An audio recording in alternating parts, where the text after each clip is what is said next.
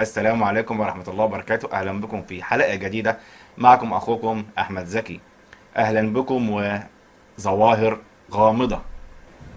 الذهب الأحمر أحد أغلى الأشياء على وجه كوكب الأرض، ولكنه ليس ذهبا أو ماسا أو جواهر، ولكنه نبات أصبح من معجزات الله في أرضه، فوصل سعر الجرام منه لسعر جرام الذهب 4 أضعاف، واستخدم عبر التاريخ منذ الفراعنة مرورا بكل الأديان والخلافة الإسلامية. أطلقوا عليه الذهب الأحمر ليس فقط بسبب سعره المرتفع جدا والخيالي بالنسبة للنبات، ولكن بسبب فوائده الرهيبة والعديدة، حتى وصل منزلة المقدسة عند البعض. فاعتقد البعض أنه نبات من عالم آخر، واعتقد البعض أنه نبات أتى به الجن من عالمه. إنه ذهب كوكب الأرض الأحمر، الزعفران.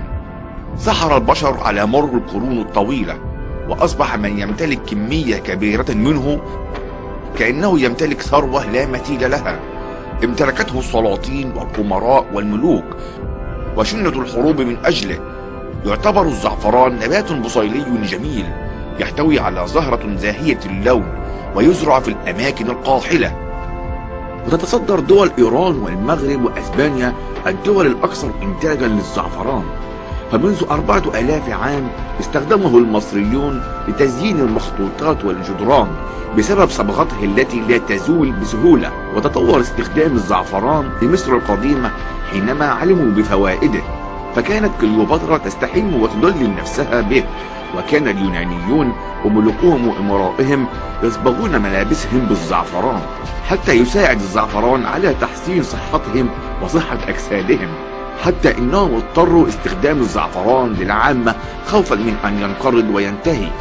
وفي عالم المطبخ العالمي تربى الزعفران على عرش التوابل كلها، وأصبح ملك البهارات والتوابل.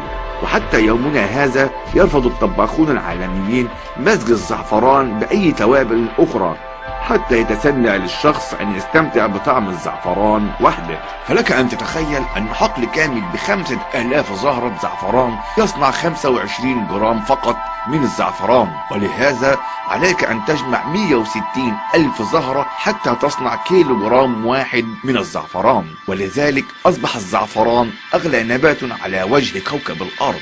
ولجمع الزعفران وحصاده يجلب أشخاص محترفين جدا، فالزعفران ليس هو الزهرة التي تراها، ولكن الجزء الفعال في الزعفران هو ميسم الزهراء، أي جزء التلقيح الموجود في الزهرة، ونزعه يحتاج لخبراء ومحترفون حتى لا يفسد هذا الجزء، وبالتالي يفقد طعمه الفريد. والميسم الواحد لا يزيد عن حجم شعرة واحدة، لذلك إذا أردت أن تجمع كيلو واحد يجب عليك زراعة 3 ملاعب كرة قدم.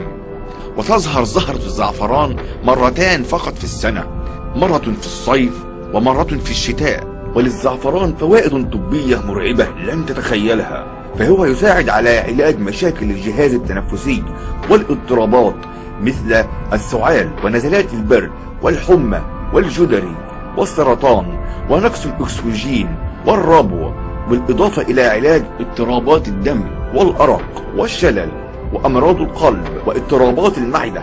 والمصريون القدامى استعملوه كمنشط جنسي وعلاج للعقم، كما أن الدراسات الحديثة تؤكد أن الزعفران قادر على إشفاء أمراض العمى وانتكاسات الرؤية. ويقول الحديث الشريف عن أبي هريرة رضي الله عنه قال: قلت يا رسول الله ما بناء الجنة؟ قال: الجنة بناؤها لبنة من فضة ولبنة من ذهب، وميلاطها المسك الأصفر، وحصباؤها اللؤلؤ والياقوت، وتربتها الزعفران. من دخلها ينعم لا يبأس، ويخلد لا يموت، لا تبلى ثيابهم ولا يفنى شبابهم. صدق رسول الله صلى الله عليه وسلم. أتمنى يا رب تكون الحلقة دي عجبتكم، واستنوني دايما في حلقات جديدة. والسلام عليكم ورحمة الله وبركاته.